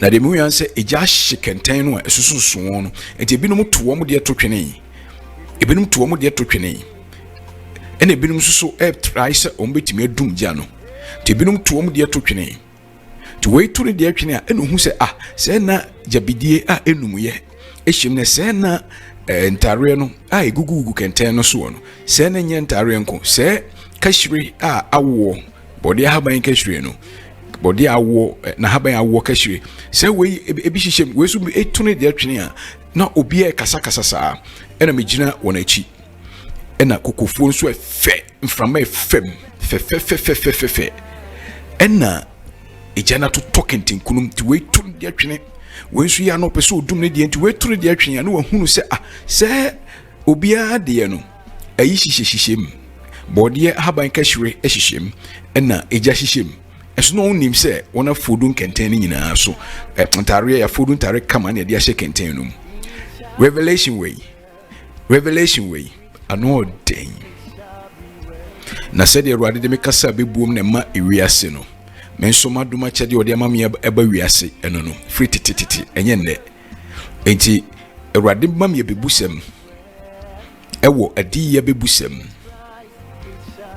Proverbial revelations na okyeremase na onka MCA prophet kwaten ene yakwa kotie no abanu nkomhye ne de e wankasa okokumase online GH eyade a ubenyafo enkomhye no ewo honom na eja wakọ akwa kotie ne nyina sabre eyade a mepa no members atena sedada me no wo mo eba betwetwe enkomo me ba chama me ma nyina akwa abashonko mfambra dwumede so bibi aboko de yeda obade ase bibi aboko Bibia ededa na akwan so na me fa akonya buso e de ya reshi ya papa Dr. Haji Mahmoud Bawumia very very congratulations kese pa NPP delegate akasa omato aba ade Dr. Alhaji Mahmoud Bawumia so mrambe di enim no na ye energy sem na ye koso ahye party nim no ye ben hia general secretary bia obe odenu krawidi ebedi anim na di obi ye me ka ne sense obi ya de bone a onsuro nipa na odenya kokuduru aka kire sinipa nanim se de woye enye na ye kofa general secretary na ye kwakofa ya yewura honorable Eugene Buachi entry ono ana chese emra MPP be ya duri ye hia ya papa Eugene honorable Eugene Buachi entry so beba na baba boama party na timi ahyehye na nkabomu a ye pɛ no ye timi aya reform ye party no na ye ko 2028 se ye koton ye nsema ya ambre a ma chese NDC for amemo ye omubui Ghana for na agya atum sa amemo na nye enso ya hyehye ye nneoma ye wanhwa na omakwa kotwitwa omontro ya sa de atwa fa ye so sa nkabomu wanhwa na ye nya ni papa party se ona abu Eugene Buachi ntwa mana meka ya mbomu a wanhwa na ankwan kosi ye Okay, Kelvin, Meda was say, Emra Conan, you ever say you be so be ambassador Muchian, be a mamma na Muchia, the Panebusia, Eberemo, where's your first topic for discussion? That is renaming of Kotoka Airport, not political. This is coming from the Transport Minister. Kweku Dankwa, Mamesha, see a FFU Honor. I'm saying, I think 2 days or 3 days, and in your NTSA bill called Parliament. I was say yes, it's a deal from Kotoka International Airport to Accra International Airport. Now me, I was wondering why Kotoka is that airport. So okay, cause nipa no see airport no. Kotoka mum and a boy my too nipa no see airport no. So why is Kotoka's name on the airport? Now me hear ye minority leader Afenyo Markin. Can say voter for sorry near there because Kotoka ni sane I don't know. Yes, he's an ever, but Oshe ni life and Juma Odi in an alleged coup to overthrow Kwame Nkrumah. How mutimi to Kwame Nkrumah? Kotoka no or main factor. Okay. Inti say Nkrumah no see airport no. Yamfani dian to swa. Kotoka's name shouldn't be there, and this is not political. We will say MPP for any person we are political. This is not a political move. Yenye no Mahama International Airport. Na yenye no NDC International Airport. Yenye no Esedunketia International Airport. Yenye ni airport biya. This is Accra International Airport. To be about this airport is at Accra. Into move way there, it is not political. It's not NDC. Okay. He just felt say. It's about, and I think that exactly this month is exactly I think 40 years or so, and I too Kwame Nkrumah. So I think if they are renaming it to Accra International Airport, we're not political. This is just a history. History be a person you write history. We are just trying to right the wrongs of history. Now you need the history. That is all. Okay, so to you need the BBI. Oh, we and political. Yes. You people see it say it was a Mosasa. If the airport is at Accra International Airport, that is all. Okay. Kweku meda wasi ye papa. Ma minti e wonso would take Kelvin. Minyaba meda wasi ye pa. Say a share rename ya ebekosu ya. Ghana hanum say no. Abrebia say rename bi bekosu a. Ehu setimamufo no aya na wo mu kasa rename we ehun hia eso onfaso ehun hia eso onfaso nanso sa rename ye bekoso no timamufo no ayi omani ene san denti no mayi omani esan sa timamuni no kra wo bre adwuma wo shine boss wo de be ma no o ma na adwuma no nyeye ana wo de rename nsam su be bedwetwe na so nti ono obo ne bra ya me kasa wo timase a rename ye omo kofa abayi adenti na yesi ebe renaming ye pese ye to Accra International Airport ye njai Kotoka ni ye nkosi foforo no so be fa mabuna adwuma ama mabuna na aye adwuma wa ama sa 24-hour economy no wo free abem wo timi aka say ampame so me free abem no misi we edem o man Ghana Kotoka International Airport okwa Kotoka International Airport Accra. And then 2 days, meet the transport minister. Or can almost person would promote ID Accra, near capital town. And it's a pound almost person would promote. Now, should go to International Airport now. Accra, no, as also, say automatically now, Dino push it forward. They make us out to myself. And this year by I am a brave from and buy and come for by. Some come my and come for by. You Susani a ball football match near the idea born strike and boat me bonus straight man. Babos were born by back tabi na fe born na mbi na mani na body so ye wi ani abegina baby egina na omo ba ya rename ya once ma ya king so wo hwe Kotoka na yesi 1958 ya papa Kwame Nkrumah ele simaye ana yewra Kotoka eyeku etiano 1965 or 67 or so, another need be told so. That's why for a while Ghana ni complaining ye the cost woman you mun say ye adwuma nye uko gina simpio so kan say 311 ye nya bi nye eno ne ye hwehwe so de be ma ye bre eno ane ye hwehwe so de be ma ye nya so we rename din no eno ne ye pe. Okay, so you need the renaming and whole thing in necessary. Enwu hia say de omko ajakunkofo ekosi ni Jubilee House omo ba ye omo kan say omo ba besi omo sesa ne Flagstaff omo ba ye omo ye say omo besi aye ne Flagstaff House yi Ghana phone now solitaire because at that time no na omu ne sa amamu na eye kakra na no ho hehan ne kakra ben na amamu na nye o sa de rename se mu ba be Ghana ni na dwen on fanya den one time na me na TikTok me share video bi omu ko eja what say yes e ba be rename o se me fanya den obre oton ade ayento okay mo di rename yi ha o ma dwen sa ye hwe Ghana say fight mo di rename ya na ese katakata so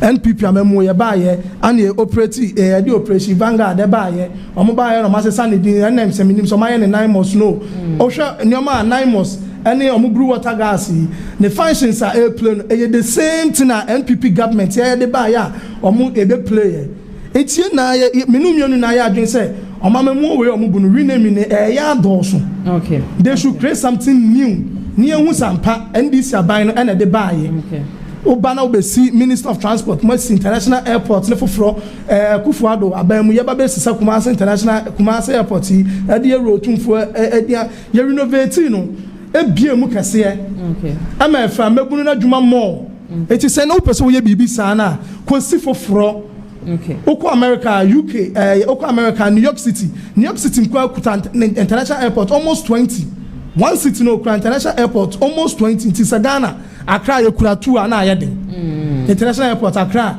ye nya ba ko ye first baby bisi ni be nya ba ko pokrasi wonom baby kakra okra na boni bia ni e pesa bo ma mabunu so asanya adwumu aye enti omunya rename na focus ana se die enti Ghana ye to abade mom timamfo sala e de mom kwato om so aba no wo mo hwa so nya adwuma na I believe say they are losing concentration our mama they should focus all right odio meda wasi baba pacho 1 minute unim say in 2020 time former president Rawlings Freeman former president Akufo-Addo unim say o rename UDS in the name of Jerry John Rawlings. Do you know who spoke about it? Sometimes we just ought to honor legacy. Ushe Kotoka near Accra. Why don't we promote the name Accra? Kotoka, yes, the name has been there, fine. And I'm saying Ushe history now. Kotoka and Shadanye Ubia, what should that play a role in the development of Ghana? He rather overthrew a president. Now I feel say at this point it's time to rather promote the name Accra. This is not about losing focus or anything. Do you know what it takes in building an airport? And yes, sorry, I now could see airport too. When you say planes be to airport, planes be land, you need a vast land. In Kawana Otipoko Asia, in Kayin 2 Daniel Fancy Airport. I mean, we look at all these things. There's a whole lot of compensations that you have to do when you are doing some of these capital or infrastructure or expenditure. The same Akufo-Addo rename UDS over in the name of Jerry John Rawlings. I know the Obiankasa will lose focus, but rather changing Kotoka to Accra to promote the name Accra. I know that is a problem. You see the MPP. Okay. Kweku yeah that's it. Was yeah. What's off for adventure for comment session? I say Emam Yeberemu. Your next topic for discussion. Inflation isn't, but prices will keep rising slowly. This is coming from UCC lecturer. Mesha said you're free Kelvin on 5 minutes for the adventure to ja Emami. Inflation yeah once my year king. You see in 2024, me na me gidi say inflation no say. Ekwanya nioma bo so ekosoro intentem so. But you see NDC government omo matemamfo na hu say inflation eno an ye ndada brabo na ye bo no omo kama ne trotemamfo asum say inflation ne drop ya SSI enioma so te enti na wutisi abontimu a de omo kan ne say inflation na drop enso nioma bo kwa na ekosoro yesa na ntro ene adada womo de to Ghana for trim no ene Ghana for ehun no kore ukwa kazi say inflation wa asem ya wo kan ukwa kazi so meka cho say NPP aban so inflation every year ko see 53% in the history of Ghana didn't see biem da basa na no kore so da no kure woman say in 1995 your papa JJ Rawlings abla so inflation equal 70%. So it is wrong for them to say NPP are bad, so inflation equal 50 plus. It is wrong for them to say it. Oh, akonya ne so kasa asem.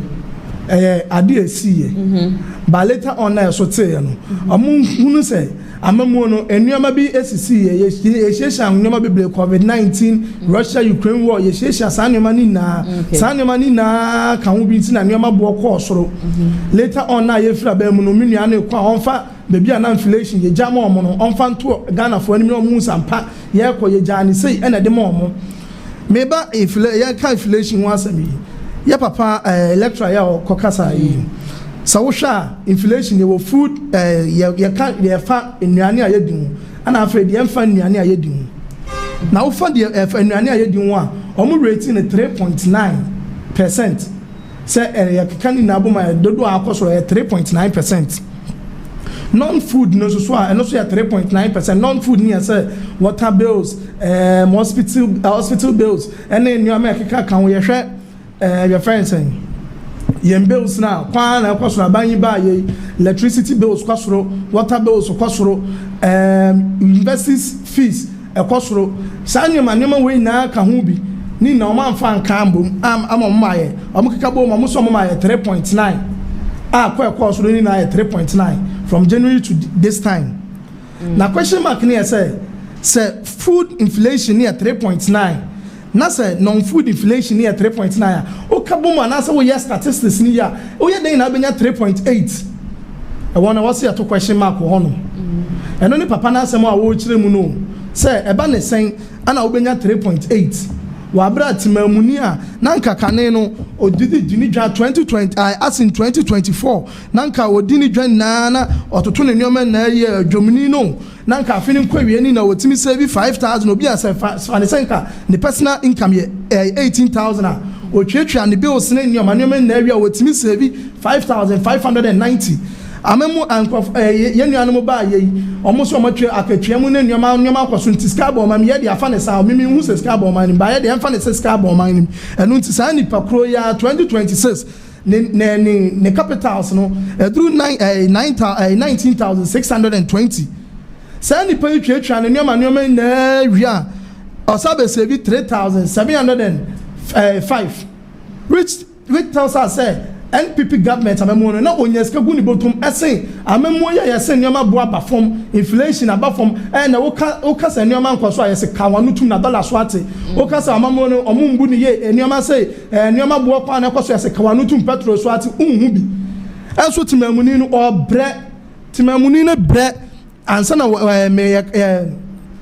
timamuni no obre ansa na wenyeska timamuni ni bre ansa na wonyeska atwia ne manage fees enyuma wo ka so de be mo omoaye no ene ofa car ya fokra na de nti a me take am hu pa one de nti a ma ene trotro eduro numla na nipa gu kwan beblebe ni wo munya ka amfo no nipa beble na nya rehemu wa ban we mu se wo ba ne 24-hour economy no ebe bo ma ye na ye nya adwuma ye nti se menua ba wo kwa no pa memekwa awia enti anofa na wo firi wonom no ka ho nya den saa o enti e basa na memi na me ba awia no anasa me so na me ba awia no me mbranse manya ka enu mlefo ne so ba wo mo mbre no manya ka enti saa tam na nipa beble no aya relax at yo mo fie ano wo mo twen say abai papa ye wo mo kan beba na odi saa 24-hour economy na bro mo no mo so adwuma no akoso wo matena se atwen a 1 year ni 24-hour economy no enkoso enti saa Ghana ni na onya awrehemu onya abotre senko wo twen John Dramani ma na odi ne 24-hour economy na ba no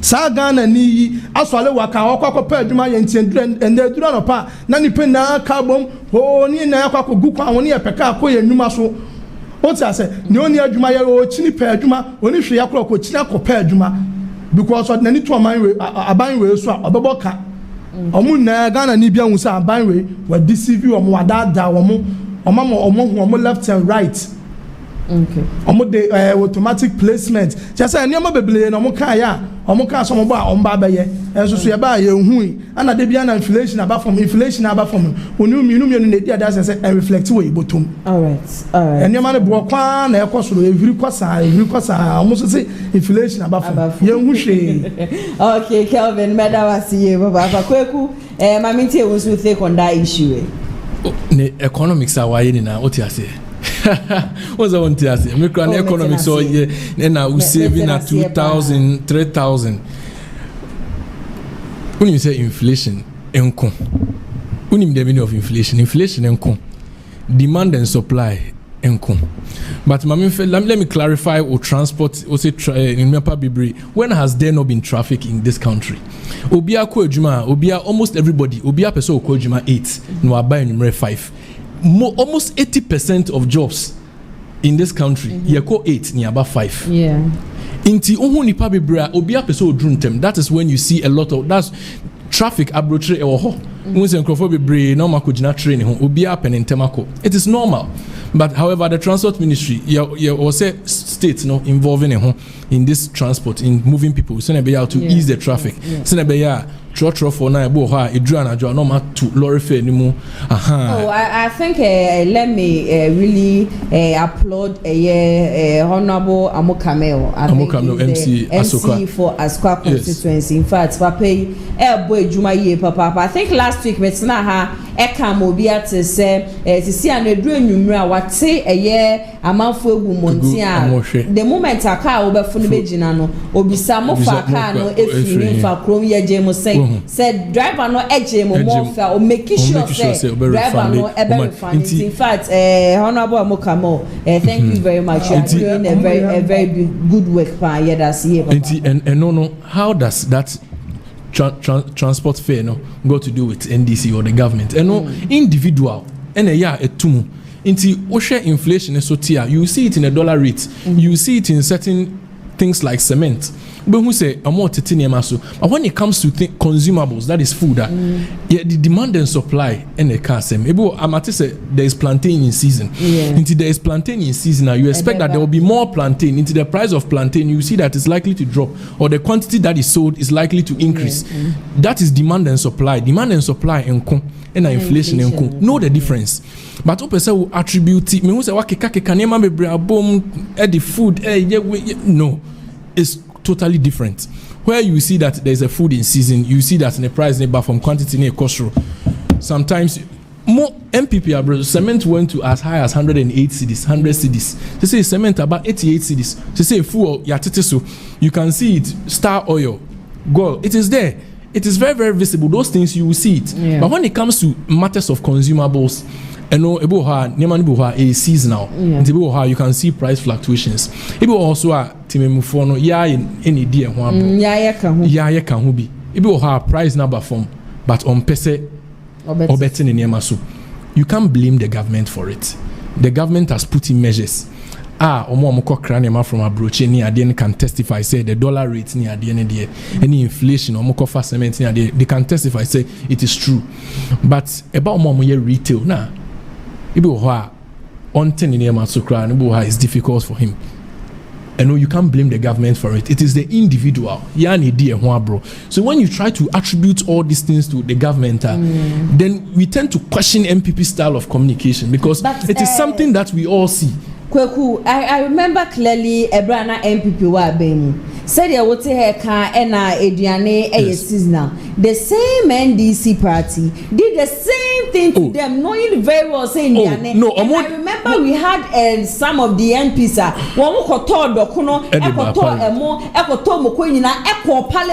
at that time not dollar no was 17, 18, 19.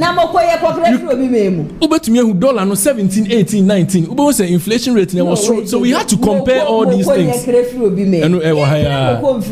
But once you afraid be hoarding. Now see ya ye hoarding. Crofo hoarding goods no or trenya who say or create a friend say after artificial shortage. Now say a demand and supply. It's basic economics.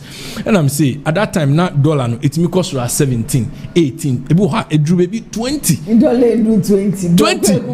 Diesel price we should to 15, 16. 15, 16 pounds and then euros. It's me cost so when you have the dollar no was through, diesel price was through, fuel price was through. After diesel was through, then we can question you. But your fuel price number form, dollar bar form. So then you are saying why is it not reflecting in our pockets? Let's ask those who do the retail. Say when they go and receive it, how much do they buy it? They want to make excessive profits because they want to take an advantage of Aba and Papa Aba because Bibi Aswati, then they want to inflate and create artificial shortage. That is that way. The economy so now we save it 2,000. Na min tiasi 5 minutes man tiasi. Many aba, I mean fa akonya isu na men china economics na me ya was one tiase no okay me too hwe anti akosua eti dwom anti akosua ni dollar onfa dollar ndija ono oton ne mako oton ni toes eno no ono odi dinja anti akosua NPP abemu na anti akosua oton ne nyoma na wia no nya 18,000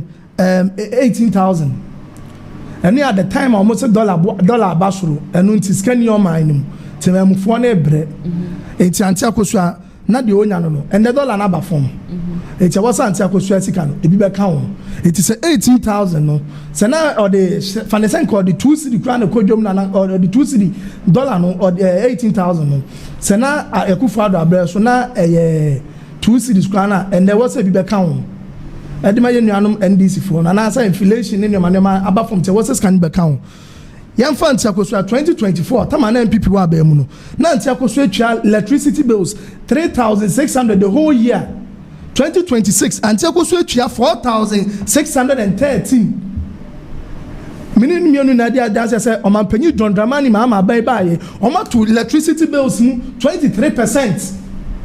Minimum no sabe dia dance say water bill na ntiakoso atwa 960 cedi the whole year no and the otwa 1,151 and also was out to 18%. Okay. Sani we na ya kika mo man fanya inflation no ne ba school fees na no otwa no and the school fees are university fees na no otwa ni students no otwa 1,650 and the otwa 2,350. Such fees is what's out to the hostel fee no otwa 6,200 and then the hostel fee otwa 7,800 and this in a two hostel fees them. Oh ni na can invest oh me ba o catch am say nya this na two mo so we call invest we back care no report traditional halls wo na ya aban ne dia enya school ne dia aban no na kire price a yem fanje na aba school ne afutuom eno ti na so omode your friend is saying no fee stress no eba no amampanyi gina simpio so kama yete say no fee stress no enya de say eba be affect university no afutuom na omo discount baba be two students loan no omo odin bi omo de me fidin omo de frɛ omo discount baba be two omo afutuom o ti ase it is all kaja me say traditional house no sika ne nkwa aban wono ma school na yawan dia KNWS school no yawan dia mpacho ya media wodia individual bi dia nini na ye enkwan a aban no fa so enye generate ska wo de bo Ghana ho bra.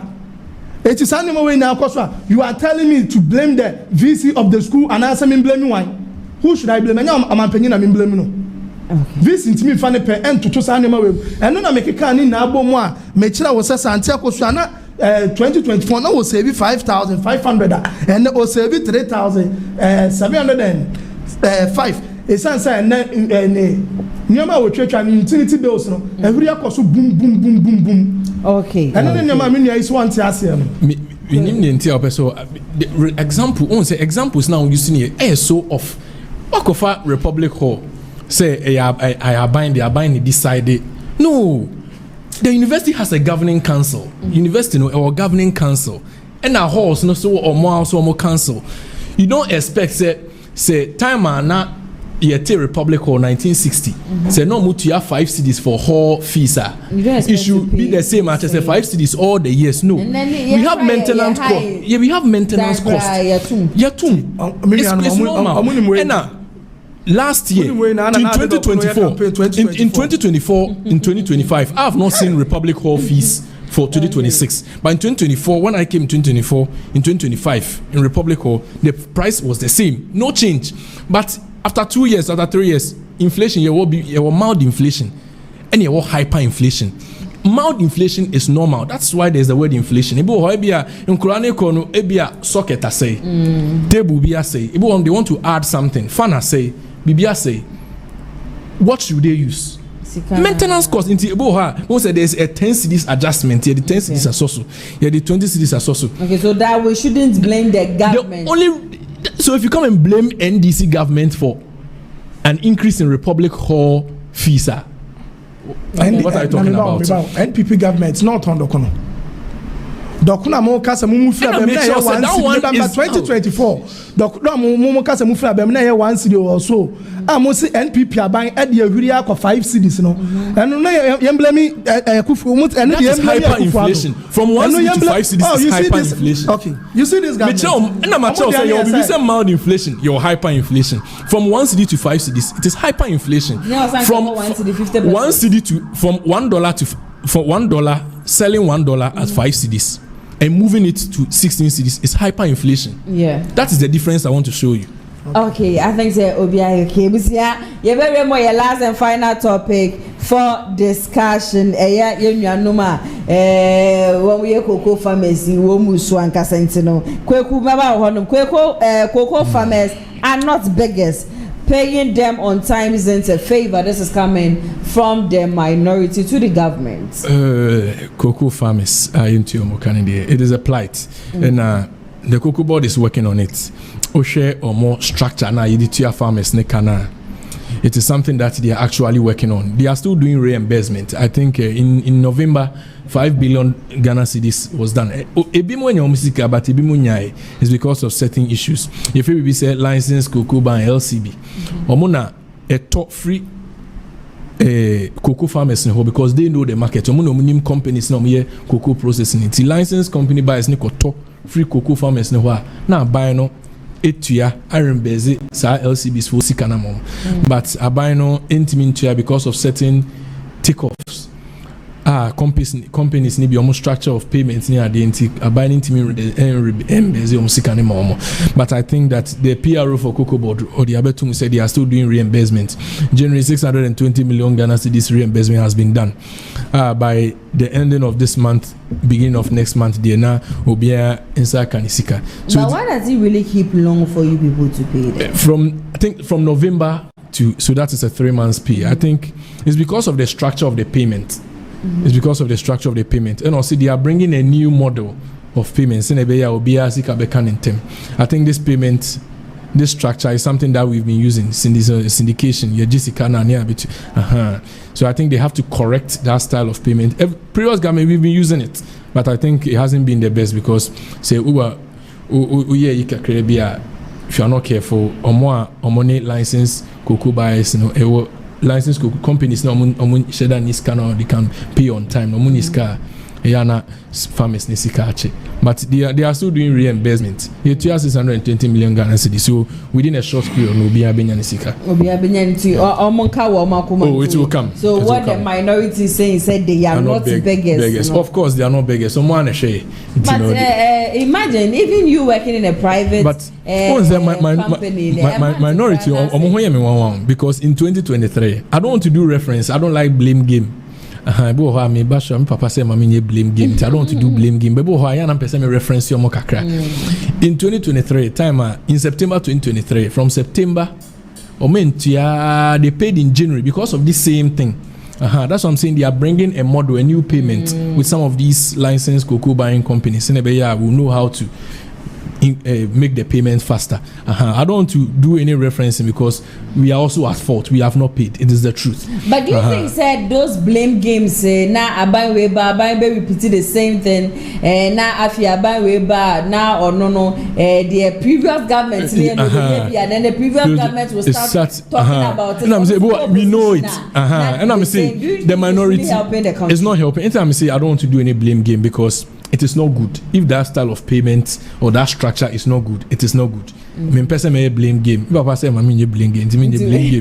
But the reference, if you want to check out, it is a structure that has been there. Okay. If something has to be done, it has to be done, and that is the truth. And to make change on us, we kind of crime. Okay, Mami Tie also we take on that issue. Cocoa for ensamria elkwaswin. Awewosem. Na so we cocoa create assembly. Why isaza cocoa kwa ye mobo. Sane senti mikuta ma ade na aban wo so beto na me de ade ya blow seton ma me afi pharmacy kama me a wo so won fa ma me. And you know something, it's alleged say cocoa sika enyamba ye na time a wasn't komuko ton cocoa no world market na ọmọ ankwa ọmọ tena wa ọmọ ankwa koton cocoa no and the cocoa prices world market eswat hu enu ntini so koton it this time around na obeboka enu ntina cocoa no aye yema o cocoa shelter baby abefa bia cocoa ayema enso so skani wonom no the make say allege no ni na yesi mpanyifo mienu omoda cocoa board no ye papa Randy Abi one managing one of marketing cocoa board ye fro obi so raise down me refini di no yesi ono ne ntokwa edo mu ntem no enye easy eno no me mfa me kama asem because minim say no kre say nya no kre ba de minim ne say world market no cocoa no so ati ekufo ado aban ba ye na cocoa ni etono 460 cities or so jeba ya ni be peje mu e de call 3,100 and something 3,000 plus ikofo yi de campaign a ekọ twi problem ya papa ewikopoko ende wo ye agric minister ekọ gina don pass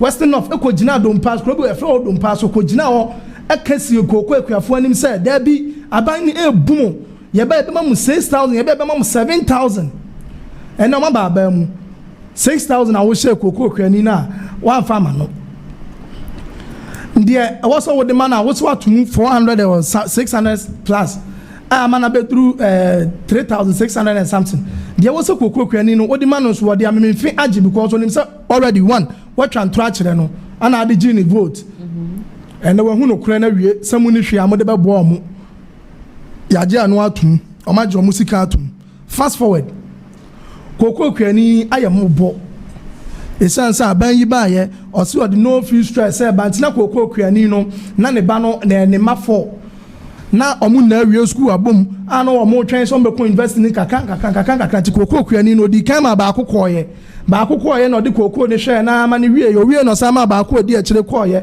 odi cocoa yi hwe na ama ne wie afia ban yi ba ye ana hu se first omu no feel stress omu twia enu ntini second year yi de so be man de bana ko school ntini mamienu na aka akire no wa push omu na akọ aban twa fees mo aban say ajeso am kofa Ghana card ne ye clarification bi ene ne ye coin kofa ya fi no fee stress na ye de ehu ye post stress yemfa stress ne ko to nchen yemfa stress ma chire ne akwa no free na ba be fa ye ho eti twa wo fees me wi am refine do sika ma say ene ye free education na say ene ye free education koko kuani wa ma na tam ne ba mienu akwa bom awo university one sisi akoko kwani no sika wasa wadi twa ni fees ne ba ni fees no onye sika ni fentwa ama ho kira ba beto koko kwani no wakokwaje aban bo si that ayi approach for ata koko kwani ya papa Randy Abi yesrew oni makate onso ase kan mu da oni makate oni asokuo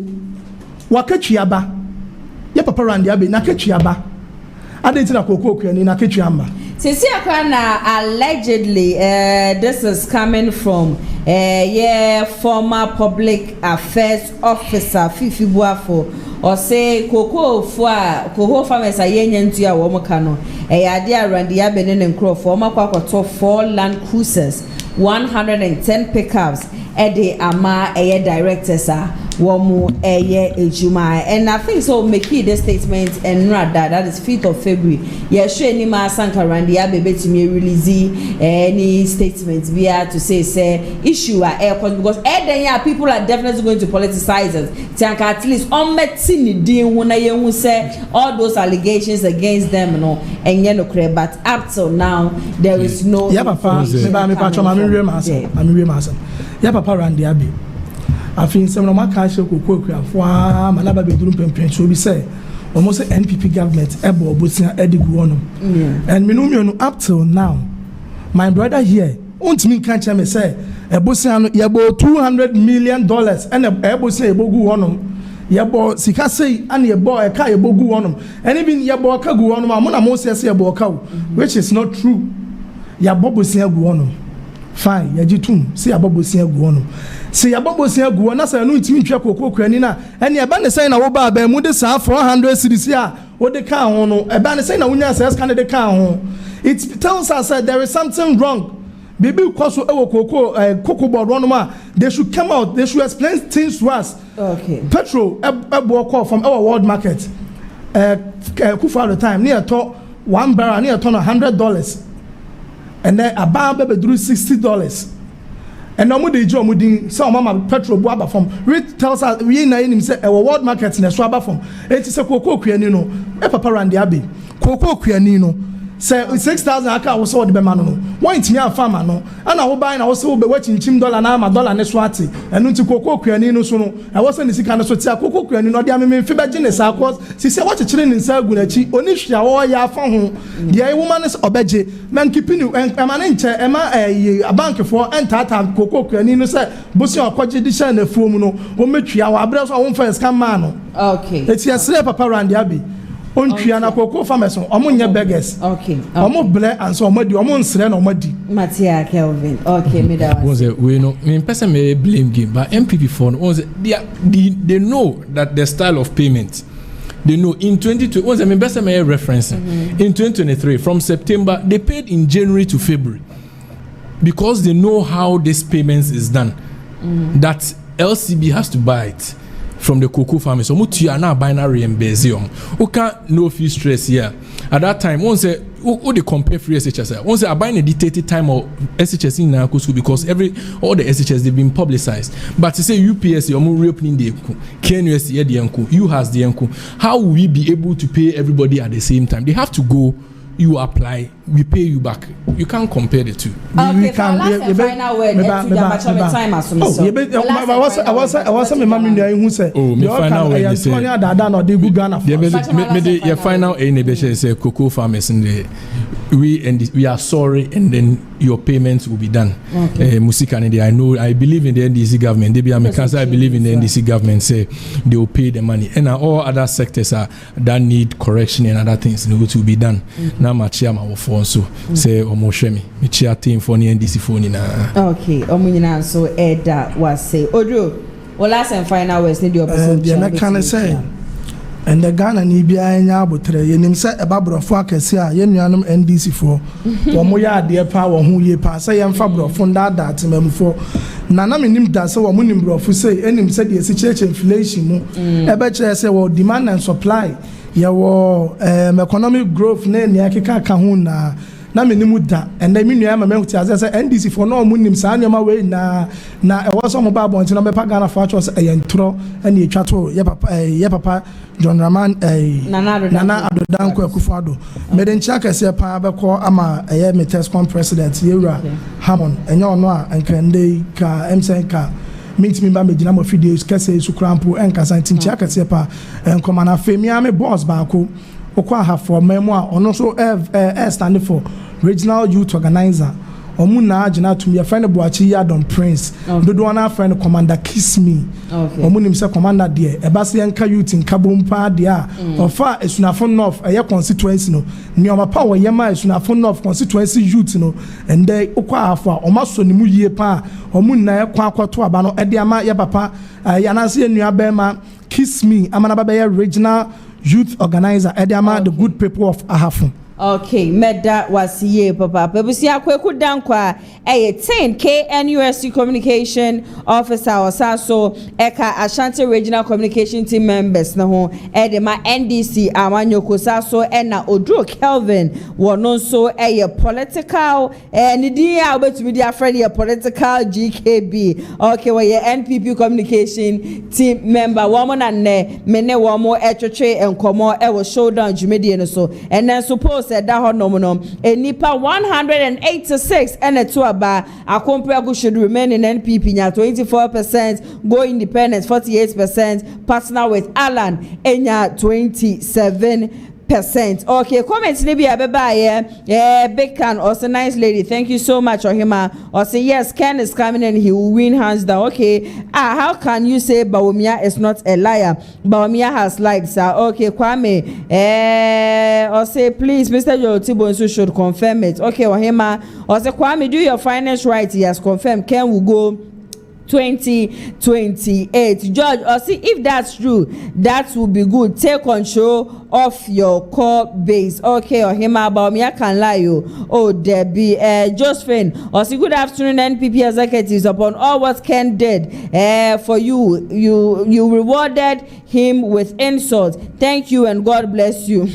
Some was Honorable Ken should go independent with Cheddar. He can get more votes from Ghanaians, particularly youth. Okay, Emilio, so no Ken, no vote. Now, please, let Honorable Ken see Owusu Bempa fast. Yatia. William Kweku Daniels was a nice one, my sister. Thank you very much. I said that was he should go independent because he is spoiling the party. Yo, I think the comments be a baby. You know, Francis Philip or say he talked to us as supporters NPP, but he forced anyone. I don't really understand. Sabro for the Batibusia, yeah, but fun sign fast. You make be other Roma, and I'm to be the shoulder, you made in the so lineage, clinic GH. One so yeah, bear mount to be my year, one pemo mema semo from Yarabia red house to be a bepimo masia. Now, one more Emma, a baby draw bet you 2 yadi and I say one more 2 branches and Cramantemino, one more Spencer, Sasuna Kumasi Hano, a yadia, one more Ewa Tech, my mommy, Mondays, Ecosi Saturdays, and about 8 a.m.